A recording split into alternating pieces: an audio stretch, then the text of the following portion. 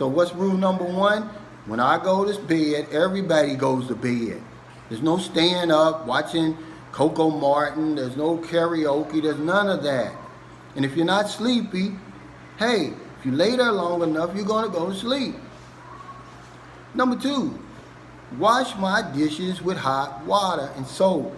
Hot soap and water. And a dish rag. No more washing my dishes with cold water in your hands with that little paste that y'all buy. Buy some Joy dishwashing liquid. Is that okay? Rule number three, I need a fresh roll of toilet paper in the bathroom. I don't use that bucket. It don't work on me. We don't have a bidet.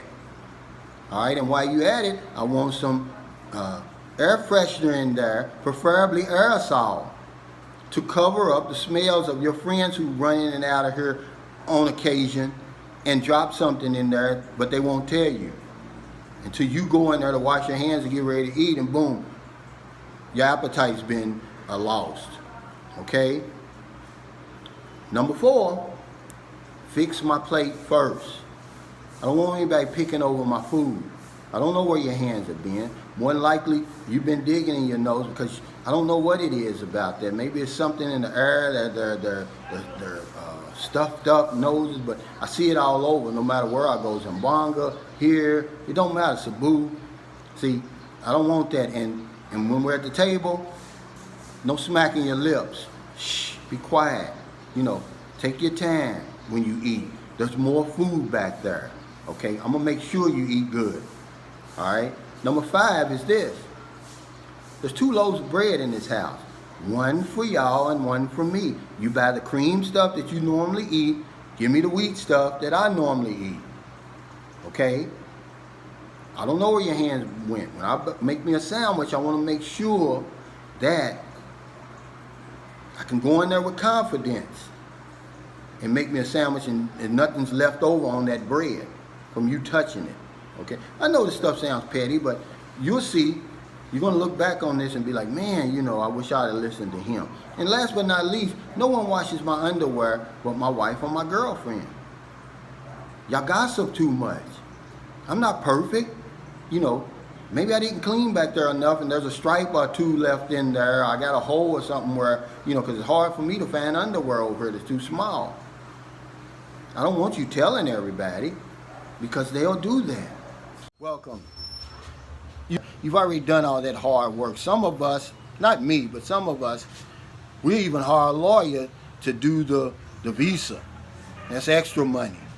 So she gets over here, you're doing everything you can. The first thing you do, which turns out to be your first mistake, because here's where the problems start, is you find the Catholic church in your area, the one where they have a Filipino mass once a month. See, it's in every city. Okay? This is where all the Filipinos come and congregate, from the richest to the newest. They come there, they worship, and after that, everybody brings food, they socialize, they eat food, they go home, and then they do it next month. Well, this is where she meets a lot of people. But out of those people, what's going to happen is she's going to carve out a niche of 5 or 6 women that's going to become her clique. And guess what? This clique is going to become more influential in her life than you are. Yeah.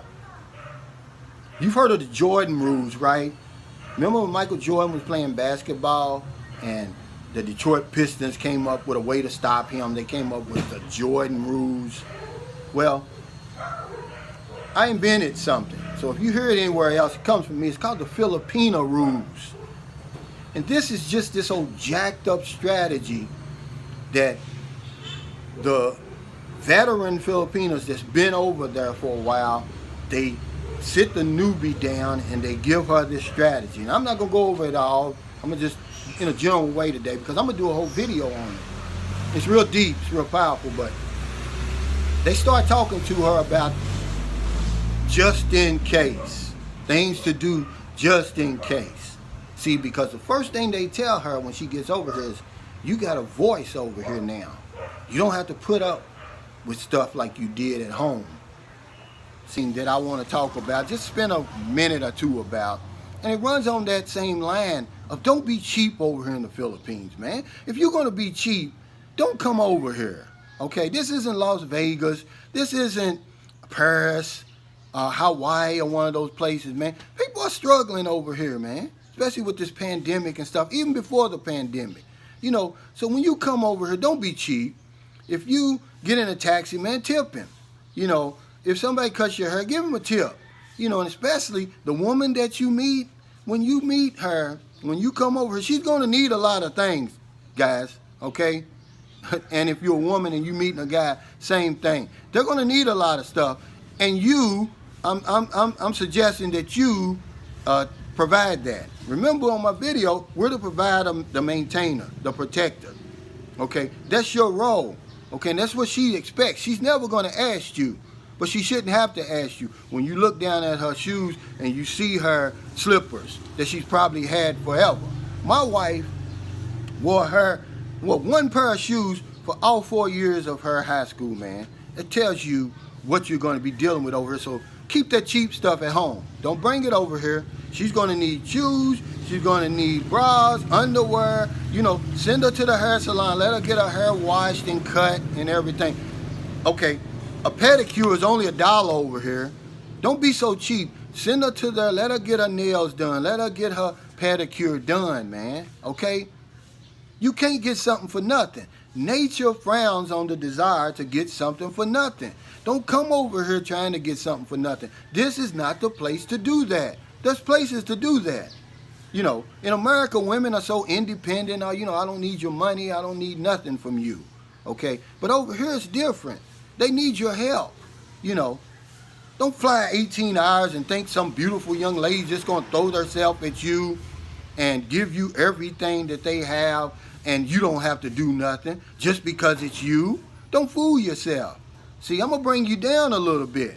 You know, do your part when you come over here. Don't be cheap over here. Okay, if you're going to be cheap, stay at home. You know, and once you meet her family, man, slide her mother a couple of thousand pesos. You know, just to let them know, you know, hey, you know, I know how hard it is over here. It ain't nothing for you. You know, you're going to bring enough money. You can do that. Give her 3, 4, 5,000 pesos, man. Slide it to her. Now, they'll never forget that. See, because Filipinos, I'm going to tell you how you're going to impress them. There's only 2 ways to impress the Filipino.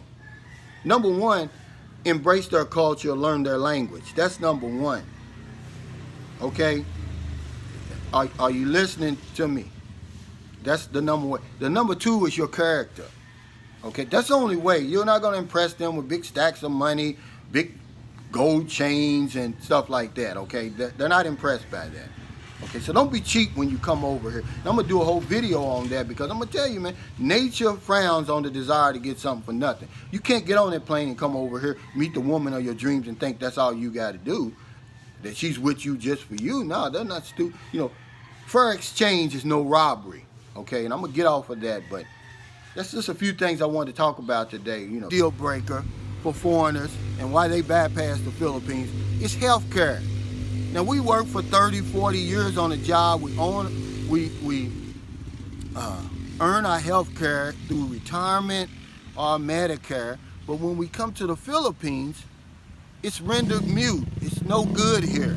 And even though a lot of us, we can fly to Guam, to use our private insurance or to use our Medicare, it's just a deal breaker. We say, hey, I worked all this time, I earned my health care, I don't want to just give it away. So health care is another reason why they bypass the Philippines. Number 3, and this is going to shock you, cost of living, ladies and gentlemen. Yeah, cost of living. They hear about how cheap it is, how affordable it is in the Philippines, and they fly over here and they find out that to live on $1,000 a month, they have to give up a whole lot of things. They have to make a great sacrifice. And for a lot of seniors and a lot of retirees, they won't do it. So what they'll figure out when they come over to the Philippines, they say, really, it's going to take about $1,800 to $2,000 a month to live the lifestyle I'm accustomed to. And if I've got to spend $2,000 a month, I've got better options than the Philippines. So cost of living is number 3. Of my foreigners' 10 commandments. Keep a low profile. Don't argue with the locals. You can't win an argument here. Don't lend money. Don't borrow money. Period. Keep your circle small. Don't be a playboy over here. Filipinos are jealous. They will kill you over their wife or their girlfriend. And your wife and girlfriend will kill you out here trying to fool around on them. Okay? Don't deal drugs. Don't use drugs. Okay, reefer may be legal in your country, but it's not legal over here. You come over here and you smoke weed, you may never get out of jail. Don't get involved in land disputes. Get you a good lawyer. Take your time if you're interested in a piece of land. If you want to get killed, buy a piece of land where the family's already fighting over it, okay? And you're dead. Don't be in direct competition with Filipinos. They're sore losers. Sports, business, it doesn't matter. Relationships, if you in competition with the boyfriend for the love of the girlfriend, you're going to lose every time.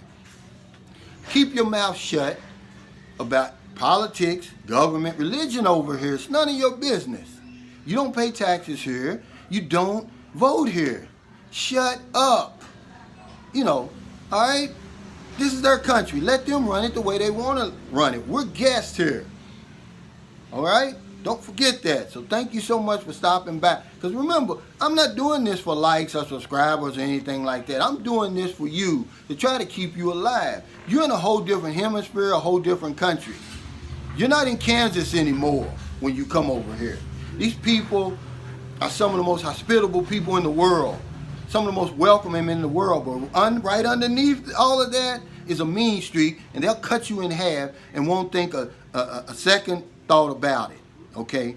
So those are my 10 commandments. Thank you for coming by. If you're in America, I know it's late. Before you go to bed, before your head hits that pillow, please help somebody. If you're out there on one of them late grocery runs, you see somebody in the street, give them something to eat. Give them a couple of dollars. Buy them something to drink. If you're in the Philippines, about 8 o'clock, we got the rest of the day to help somebody. Because I don't know anything else, I know this. We help other people, we help ourselves. Thank you. See you next time.